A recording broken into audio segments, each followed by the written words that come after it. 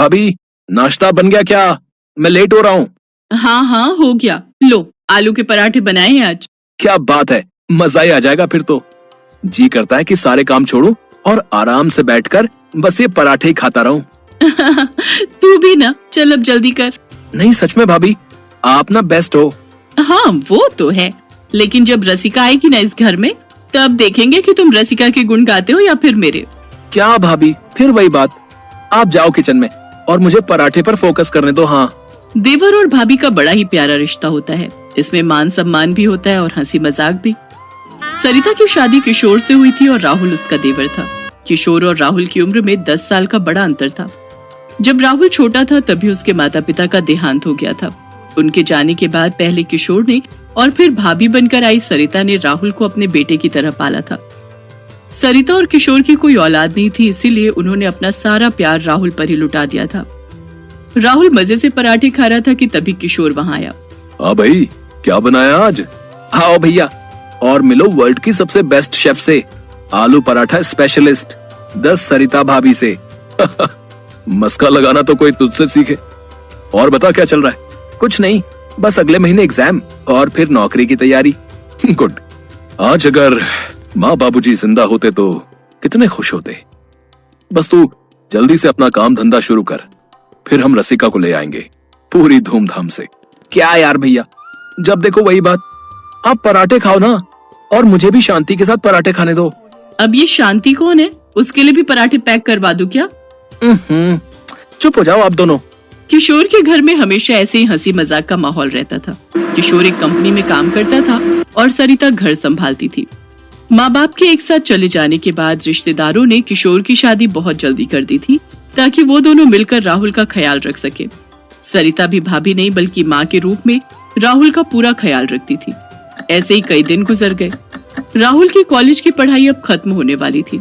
फिर एक दिन कॉलेज में। हाय। हाय रसिका, कैसी हो? मैं ठीक हूँ, आप कैसे हो? अरे यार, ये तुम मुझे आप क्यों बोलती हो? तो क्या बोलूं?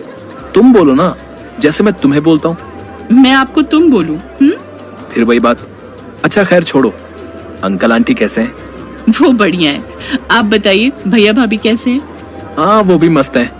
अच्छा रसिका, मैं चलता हूँ, मुझे दोस्तों के साथ फिल्म देखने जाना है, तो मैं लेट हो रहा हूँ। ठीक है, बाद में मिलते हैं। Okay, bye bye. रसिका चाहती थी कि राहुल उसे भी अपने साथ फिल्म देखने ले जाए, लेकिन राहुल रसिका से हर वक्त कन्नी ही काटता रहता था।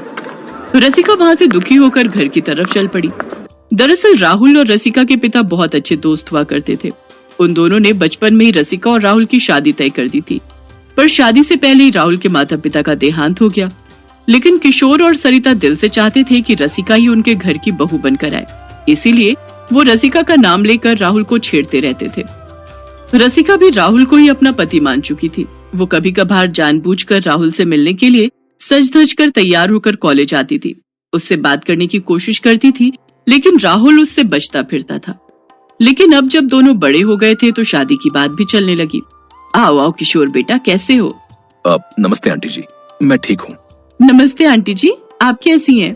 मैं भी ठीक हूँ। रसिका, ओ रसिका, जल्दी आओ, देखो तुम्हारे जेठ जेठानी आए हैं। अपनी माँ की आवाज सुनकर रसिका फूली नहीं समाई। वो जल्दी से सिर पर पल्लू रखकर बाहर आई और आकर उसने किशोर और सरिता के पैर छुए। हालांकि उसकी नजरें किसी को ढूंढ रही थी। क्या हुआ रसिका, किसे ढूंढ रही हो? जी किसी को नहीं, मैं चाय लाती हूँ। रसिका की बात सुनकर वहाँ सभी लोग मुस्कुरा दिए। तभी किशोर ने कहा, आंटी अब वक्त आ गया है, हमें जल्दी से अपनी जिम्मेदारियाँ निभा देनी चाहिए। हाँ बेटा, मैं भी यही चाहती हूँ। मेरी तबीयत भी ठीक नहीं रहती, डॉक्टर भी जवाब दे चुके हैं। जिस शुगर ने रसिका के पापा को निकल लिया वही अब मुझे भी मार रही है। अब तो इंसुलिन भी कोई काम नहीं करता है।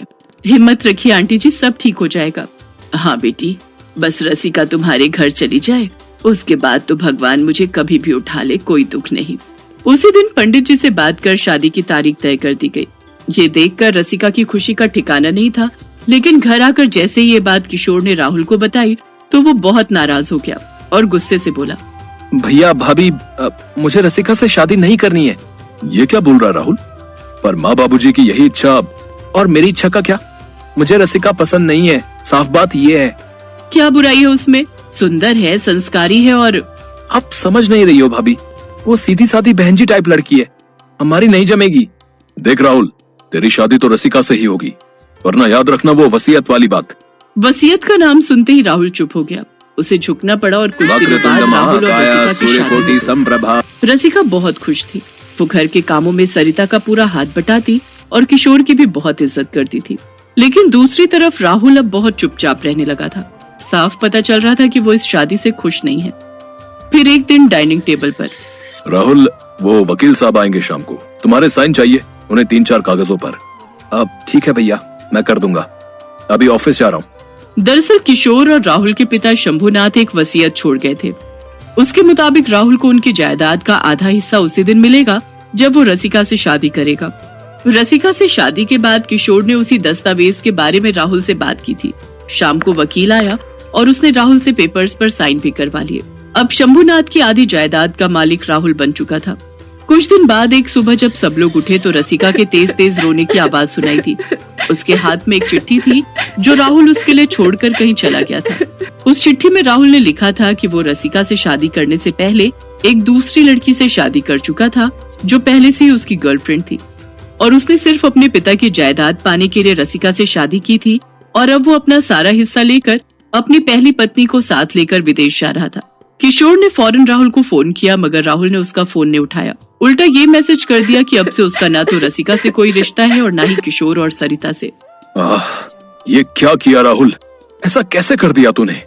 जरूर हमारी ही परवरिश में कोई कमी रह गई होगी, पर न वो कभी ऐसा नहीं करता। नहीं भाभी, आप अपने आप को मत कोसो। मेरी किस्मत खराब है जो मेरे आते ही ये घर टूट गया।